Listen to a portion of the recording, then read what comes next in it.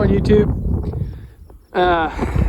Just want to show you what I've been experiencing this morning, now this afternoon. Getting the combine out of this field was a pain in the rear.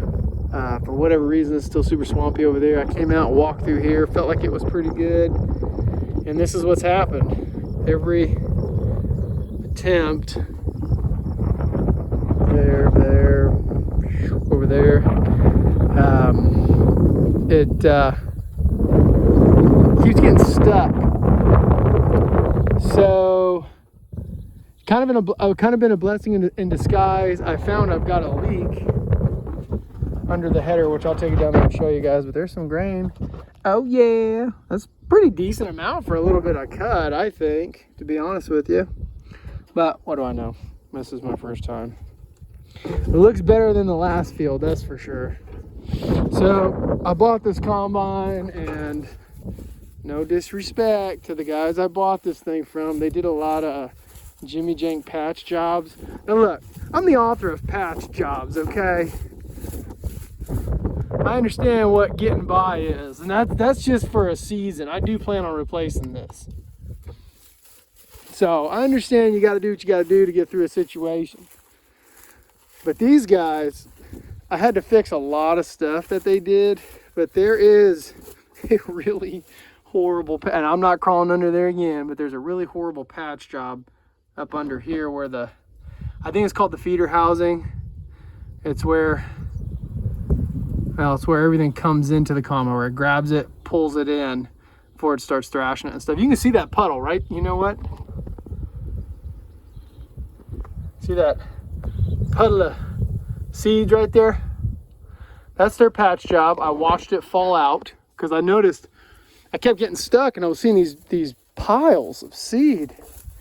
That's not seed, that's well, some of it is, but some of it's not. But anyways, I'm losing seed, so I'm gonna fix that a little better, put a little better patch job on that. I think I can get that to hold just for a little while till I can actually really fix it. I did find out that the fan speed on this is non-adjustable. So this linkage right here, it obviously runs that way, and then it runs up the combine, and then up into the cab way up there. It's hard doing everything backwards, but this adjusts. They call it like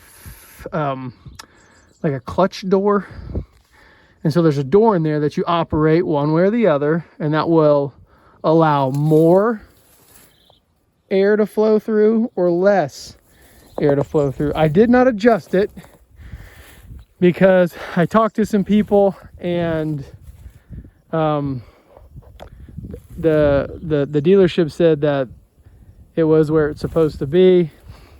So I got to thinking, it's been such a dry year, and the wheat that I was cutting in that field, some of it literally I don't think was taller than 10 inches. And so there wasn't a whole lot of trash for it to blow out. So it's just blowing the seeds right out. I did, and these aren't seeds, just so you know, guys. A lot of this is the shell that goes around the seed. There are seeds in here. You just got to kind of look for them. But I opened these up quite a bit.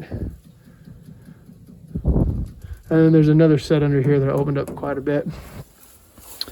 So, yeah, if you got a Gleaner F2, you don't adjust. If your adjustment crank inside the cab is not working, you can come find this lever right here, trace it back, and you got some adjustments. Whoa, I don't know if y'all heard that. You can adjust this a little bit. You got a little bit you can get out of it, and you can adjust that one way or the other. Let's see what else. Oh, and I found another thing. So for whatever reason, this header's not sitting flush. Gotta be on this side. It's not sitting flush on the hooks. It's probably not the right terminology, but whatever. So I'm gonna mess with that. You got a hook there and a hook there that hooks onto this. See that gap? since I got downtime, I'm gonna go ahead and adjust that, fix that, try to get that on right. Again, if you don't have a Gleaner, or if you got a Gleaner F2 and you're trying to figure out how to hook up a header, well, there's a spike right there, and there's one on the other side, and it's a pain in the rear, but you got to push that deal, you push it in to get that whole, I'm not going to crawl under there to show you guys, but if you got one, you're trying to figure it out, look at that, look under it, you'll see what I'm talking about. Get a manual too. I'm gonna start heading back to the house, I think. I just wanted to show you guys, give you guys an update. It is perfect temperatures out. The wind is blowing really good. Hopefully it'll start drying some of this out to where I can cut a little more. I'm gonna attempt to cut more in a few hours. It's still pretty early yet. In the meantime, I'm gonna get this thing kind of honed in a little bit more. I'm gonna patch that one deal with the leak. Gonna try to get that header sitting on there better. Yeah, that's where we're at. I guess that's all I got. This wheat does look better than that other field, and considering the lack of moisture that we got, you know, I'm very thankful for what we got out here. It's really incredible. See, this is easily 2 foot tall because it's up to my knee, and that other stuff I was cutting was probably like that tall. It was really bad. So that's where we're at. I feel like I'm forgetting to tell you guys something, but oh well, it is what it is. I'm so glad. I'm learning how to get out of these things. You say, God, please help me get out of this. That seems to be working. So I guess that's it. I'll let you guys go. I get to walk all the way back to the house over there. God, what else? I think that's it. Hoorah, upward and onward. God bless you guys. Hope everything's going well for you. And if you got a Gleaner F2 and you know a lot about them, please leave me a comment, because I would love to communicate with you and figure out some things on this. You know, for an old piece of equipment, this is like a 78, 79. Honestly, even though I've had to fix a lot of stuff and work on it, it's been a blessing in disguise because I've learned a decent amount about this. I'm pretty happy with it. You know, I really am. It's just been a pretty cool piece of equipment. Except for when you get it buried up to the axle, that ain't no fun. All right, guys, I can already tell just in the last hour how much this has dried up. So we'll see what we got. No one else is cutting. A lot of the other guys, they got these really big combines, and they're a lot heavier than that little tiny thing. And so I get a little more grace, I think, with getting out of a hole if I get stuck.